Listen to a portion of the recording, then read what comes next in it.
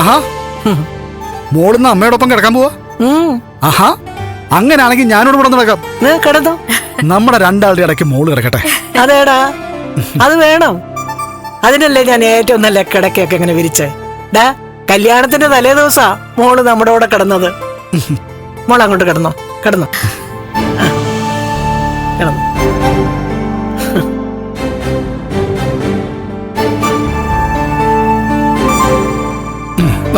ഭഗവാനെ,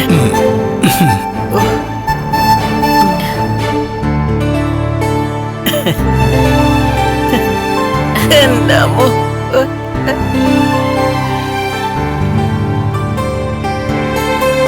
ലക്ഷ്മി അങ്ങ് പോയി കഴിഞ്ഞാ പിന്നെ പകുതി ദിവസം ഞാൻ ഉണ്ണിയേട്ടന്റെ വീട്ടിലും ബാക്കി പകുതി ദിവസം ഞാൻ ഇവിടെ ആയിരിക്കും. എന്തിനാ മോളെ പകുതിയാക്കുന്നേ? മുക്കാലും മോള് ഇവിടെ തന്നെ താമസിച്ചു. അതെ അതെ, അല്ലെങ്കിലും വയറ്റിലൊരു കുഞ്ഞൊക്കെ ഉള്ളപ്പോ ഭാര്യ വീട്ടിൽ താമസിക്കുന്നത് തന്നെയാ നല്ലത്. 7-ാം മാസം ആയാ പിന്നെ മോള് ഇവിടെ തന്നെ അല്ലേ?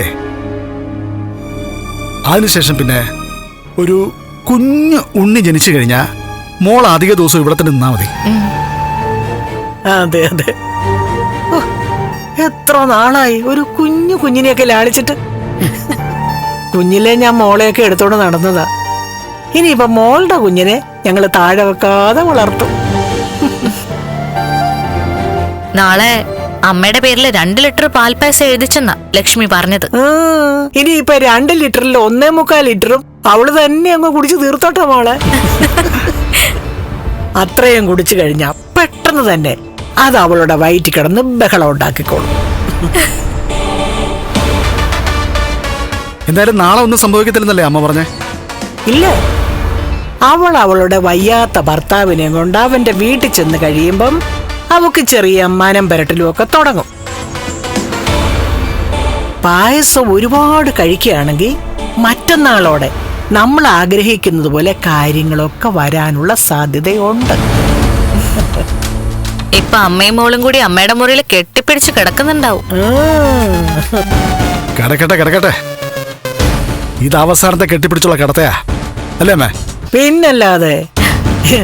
എന്നാ ഞങ്ങൾ ദേ ഇനിയുള്ള കാലം മുഴുവനും ഞങ്ങളുടെ മോളെ ഞങ്ങളിങ്ങനെ കെട്ടിപ്പിടിച്ച് കിടക്കും.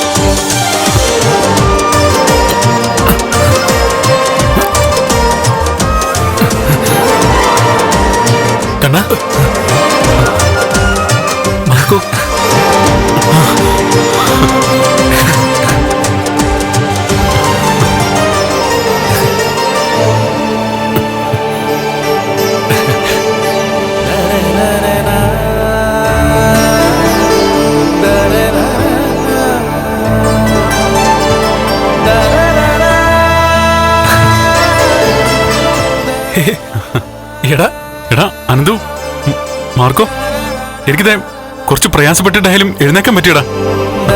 ഇപ്പതേ എന്റെ കാലുകൾ മടക്കാൻ പറ്റുന്നുണ്ട്. പഴയ വിറയലൊന്നുമില്ല. ഞാനിന്ന് നടക്കാൻ ശ്രമിക്കട്ടെ. എടാ, സാഹസം കാണിക്കില്ലടാ. അല്ലടാ, എനിക്ക് നടക്കാൻ പറ്റുമെന്നാ തോന്നുന്നേ. ഞാനൊന്ന് ശ്രമിച്ചു നോക്കാടാ.